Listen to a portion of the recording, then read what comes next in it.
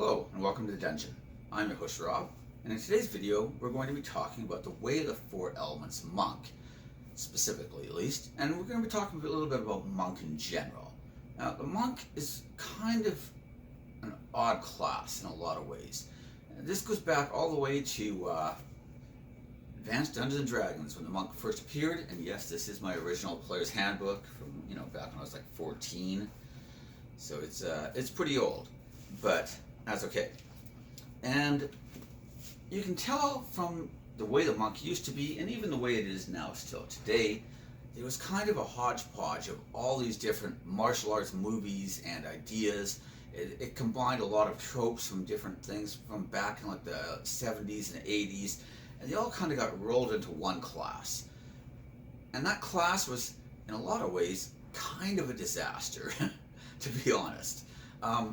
Part of this was a setting issue, and this might just be my own personal thing, but I'm not really a big fan of trying to combine, say, like Eastern martial arts with Western European medieval settings.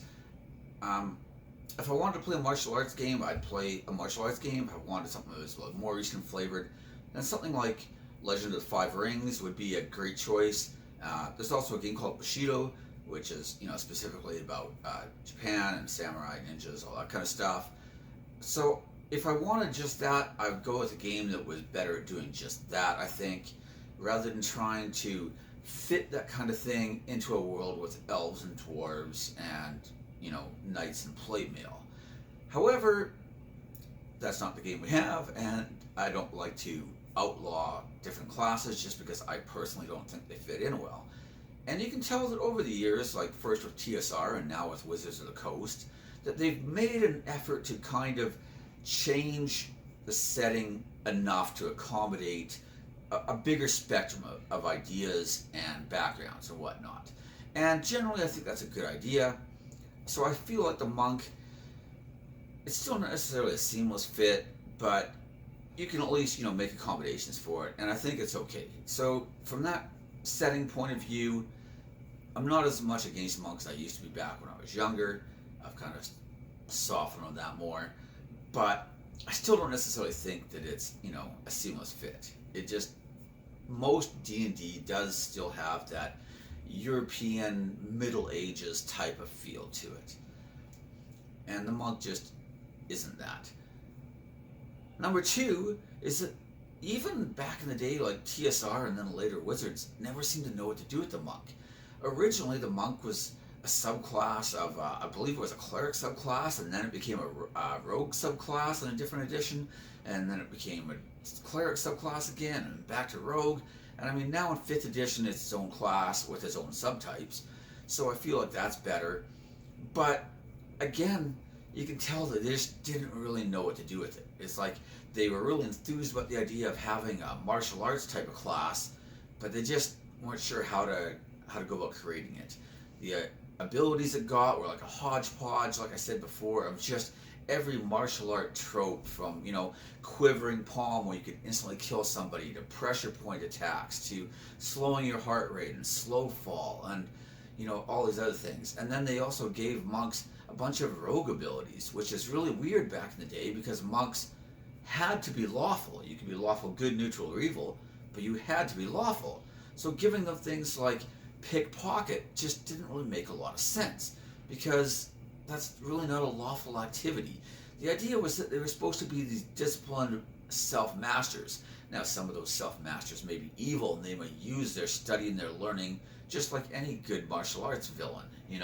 Every martial arts action movie ever, you see the evil villain, you're like, yeah, he's a lawful evil monk. He's disciplined in some ways, but he's also, evil in other ways, right? And the idea of like picking pockets and stuff just didn't really fit with that. And I mean, they even had those abilities sometimes when they were a cleric subclass instead of a rogue subclass. So it was just really weird. Then you also had the fact that back in the day, monks were one of the worst balanced classes in the game. At high level, they were just absolute killing machines that could dodge almost anything. They had instant kill attacks. They were insane. But at low level, they were one of the worst classes in the game. despite needing high dexterity, they didn't get the benefits to their armor class of a high dexterity. You had your monk armor class that was based on your level, and it was just on a chart, and it didn't get adjusted by your dexterity at all. So you were actually really easy to hit. You had really weak hit dice. You couldn't wear armor. You didn't really have any good weapons. Your unarmed combat damage was really low at low levels. You were attacking not on the fighter table, which was the best in the game, but on cleric, or even worse, the rogue table, depending on what edition you were in. And they were just really awful. You also had even more weird mechanics, like the idea that at higher levels, in order to advance, you had to seek out and defeat a master of higher level than you. So if you wanted to go from 15th to 16th level, you'd have to find a 16th level monk, challenge him in one-on-one combat, and then defeat him. And while that's definitely cool from a roleplay perspective, it can be, kind of weird in a game where, the rest of the party has to okay, now we gotta watch the monk do his thing. And then the one-on-one combat was actually really swingy, because we had to do a few back in the day. And both, even an NPC with very minimal gear fighting a PC monk, the player monk should have an advantage, you would think. But we actually had a couple where monks lost just because the entire combat was a giant dodge fest. And then when you did dodge, you basically just got one-shotted. So, it was just completely random as to the outcome, and it made for some really weird and frustrating sessions, to say the least. So I think historically monks have just been kind of this oddball class that just didn't really have a place that they belonged in, and they just were not very well conceived. And that brings us, of course, to 5th edition and the modern game. Now, I was just going to take notes on the way of the 4 elements monk, but honestly, their section of abilities is like a page and a half long, and I just didn't feel like taking that many notes. So forgive me, I'm going to be actually consulting the book on some of this just because I don't want to make any mistakes. But I want to talk about the way of the 4 elements. And the way of the 4 elements specifically because they're the one subclass that seems to have retained that feel of just not really fitting in. So they've kept all the worst elements of the historical monk. And I know that Wizards was trying to go for that Last Airbender Avatar type feel. They wanted to kind of capture that, that side of the martial arts mythos, right? That mystic who can channel their inner strength to do magical type effects, right? To control wind and summon bolts of fire and all that kind of stuff. And the problem, though, is that just like many of the other subclasses we've talked about before, the way of the 4 elements gains a lot of flexibility and versatility, but they lose out on raw potential power. And a lot of players really don't care about versatility, they care about raw power. And I think that's given the way of the 4 elements monk kind of a bad name. It's definitely considered online to be the weakest of the subclasses from the player's handbook. And part of it is just the fact that if you're casting a fireball, then you're not using your flurry of blows because both require your action. And basically all their spells fall into that category. So you're either casting a spell, which you're just not as good at as a wizard or a sorcerer, or even a cleric, for example, or a bard, or any of the pure casters. You're not as good at casting spells as the pure casters. And if you are doing that, then you're not using a martial arts. But you also aren't as good at martial arts as, say, like a Way of the Open Hand, who kind of specializes just in that category. So compared to if you had both monks in the party, the Way of the 4 elements is going to look really good if you're fighting a lot of trash mobs and he's able to use things like Burning Hands and Fireball and a lot of that stuff. Whereas your Way of the 4 elements monk is not going to look as good when you're fighting one particularly powerful creature, where your open fist or open hand can just like burn it down and has way more damage on one specific target. Now that might sound like it's a decent trade-off until you consider that you might have wizards and sorcerers and warlocks in your party who are going to be even better at the AoE type stuff than your Way of the Four Elements monk. So, that all being said, am I saying that the Way of the Four Elements monk is terrible or worthless or garbage or anything like that? No, I actually don't think that there's any real garbage archetypes in the game. Everything's at least playable, and I think that's a real plus for 5th edition, is that there's nothing which is like so bad that you couldn't have fun playing it, at least not in my opinion. And yes, that even goes for the Hunter, or for the Beastmaster Rangers, sorry, not the Hunter. Hunters are really good. But I do think that the Way of the Four Elements has some issues. Now, a lot of your abilities are going to cost ki, of course, which is the ability that fuels all the monk powers. And it's going to be charged on a short rest, just like any other monk's ki, which is decent. I wanted to talk, I don't want to just read all the abilities out of the book, that's really boring, and you can just look it up in the book yourself. But I did want to talk about a couple of the standouts that I personally think are really, really good and very thematic for the class. One of them, pretty much any of the Fist's abilities, like the Fist of the Four Thunders, you can spend 2 ki points to cast Thunder Wave.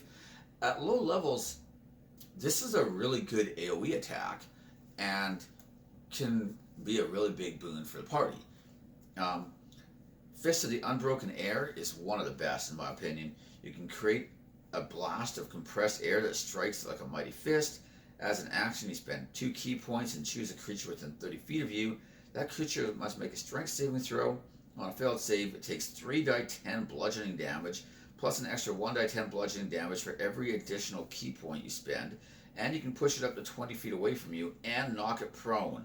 On a successful save, the creature takes half as much damage, and you don't push it or knock it prone. But the ability to strike something at ranged to do some pretty decent damage, and to push it back and knock prone, is a lot of power all in one ability. Also, you can spend additional ki to up the damage, and maybe there's an errata on it that I'm unaware of, but it doesn't say in the book that there's a limit to that. So you could theoretically spend like 10 extra ki and do 10 die 10 extra bludgeoning damage to the target, which means that, you know, against one single target, if you're willing to blow a lot of ki on it, you can do a truckload of damage from range attacks, which is pretty nice because you still only have a d8 hit points. And you can also push it and knock it prone, which can be a big boost for other melee members of your party who now have advantage. So against a boss type creature, that can be a big asset. It also gives you a nice form of crowd control. I know in our party, Wall of Fire has been a very popular choice, which is funny because really it's the worst of the walls, at least one of the worst of the walls, because it doesn't do what a wall's supposed to do, which is keep things out. But it is really nice combined with knockbacks, because something can take the damage from the Wall of Fire, and then you can push it through again, and now if it wants to come at you again, it has to take the damage again, plus it's taking the damage for going through the wall again. So Repelling Blast on Warlock with somebody using Wall of Fire has been a combination that some of our party members have used quite a bit. It's even better with Grasp of Hadar, so you can push them back through the wall and then pull them back again and then push them back again. And I think that something like this combined with other, like Evard's Black Tentacles, Wall of Fire, any, Cloud Kill, any of these type of AoE persistent things that are doing damage, then it allows you to be able to do the same thing and combo with your teammates, which I think is a very strong ability. I also like, where is it now? Oh, Fangs of the Fire Snake. When you use the attack option on your turn, you can spend 1 ki point to cause tendrils of flame to stretch out from your fists and feet. Your reach with your unarmed strikes is increased by 10 feet for that action, as well as for the rest of the turn. A hit with such an attack deals fire damage instead of bludgeoning damage, and if you spend 1 ki point when the attack hits, it also does an extra 1 die 10 fire damage. So I kind of like this ability because it's just a couple extra ki points on your attack action. It's not like if you use the Fireball ability, for example, Flames of the Phoenix, your 11th level, you can spend 4 key points to cast Fireball, but then that takes your action. This is just adding fire damage or changing your attacks to fire damage, and then also increasing the damage if you spend more key on top of your other attacks. So you could use Flurry of Blows combined with the Fangs of the Fire Snake, turning your Flurry of Blows into a range attack, changing the damage to fire damage, and also just upping the damage in general, which is all pretty strong in combination with one another. I also think that the Way of the Four Elements has some nice versatility. You can get things like flyability, you can learn Wave of the Rolling Earth, allowing you to cast Wall of Stone. So it has a lot more versatility than just some of the other ones, which are more focused on single target damage. I don't necessarily think that Way of the Four Elements is the strongest of the monk choices, especially when you start looking at the options from Xanatars as well. But I do think that a lot of its reputation online isn't really deserved. Pretty much any time you're going to be, because a lot of the complaints about not being able to use your attacks if you're casting spells, those same complaints and attacks are true to, bards that like hex blades, or blade locks I should say, like pretty much any of these other classes that want to combine spell casting with melee. You're always going to have to make those trade-offs, unless you're like some sort of sorcerer where you can use quicken casting. But even then, that's specific to quicken casting those abilities. If you don't have the sorcery points to quicken cast all your spells, then you're also stuck making those kind of trade-offs. And you just have to make a choice between attacking versus using spells. And so I don't think it's really fair to single out Way of the Four Elements monk, because it has that in common with any of these others. Now, granted, all of these others that I'm mentioning, the Valor Bard, the College of Blade Bard, the Pact of the Blade Warlock, they're all subclasses that tend to get attacked a lot online by people who just don't seem to like that ability at all, that you either have to cast a spell or use your attacks. You can't do both at once. But that's just, inherent to the game, I think. And it helps to keep things a lot better balanced, in my opinion. Because otherwise you'd have things like Eldritch Knights that are just, casting fireballs while also making 4 attacks around at high level and action surging to do everything all in one round all over again. And to be honest, it would just be ridiculous. I mean, imagine if an Eldritch Knight could cast 4 booming blades in a round. I mean, that would be ridiculous. And then action surge and do it 4 more times, I already think the game's tilted too heavily in the player's favor at high levels anyways. So, I mean, that would just make it even more insane. But that's basically what I wanted to talk about with the Way of the Four Elements. I don't want to, like I said, I'm trying to keep my videos to a more reasonable length. I've had some that are like upwards of close to an hour. And when you talk about one class or one subclass, I think that's a lot to expect people to listen to. So I want to kind of keep things more focused. And this isn't really a guide to the Way of the Four Elements monk. It's mostly just a defense of the class and talking about the monk in general and just kind of where they fit into the game.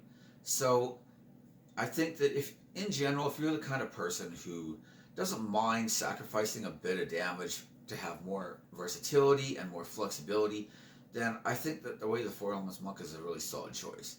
And something like Fireball is a great spell, even at higher levels. It's always going to be good. Whereas your monks that are specialized more on single target damage, that's kind of the trade-off that they have to make, is that they're really only good at that. They don't have a lot of AoE attacks. They're not really good at burning down lots of stuff. And if you got a party with a bunch of AoE casters, that's probably not a big deal. But if you're in a party that doesn't, then the Way of the Four Elements monk is really going to shine. Like if your party is a ranger, a barbarian, a cleric, and your monk, I'd probably rather have Way of the Four Elements than any of the other monk subclasses. Just because you're going to need some of that versatility in spellcasting, So I think a lot of this is just going to come down to party composition. And I don't know, that's just my opinion. In any event, though, you should just play what you want to play. If you like the idea of being, Avatar: The Last Airbender, then by all means, make something along those lines and have fun with the class. Because I think that it's, on par with any of the others if taken, with a big overhead view, right? So, anyways, that's my thoughts on the class. Feel free to hit the like button, subscribe, ring the bell for notifications, all that kind of stuff. And I'll see you next time in the dungeon. Okay, thanks.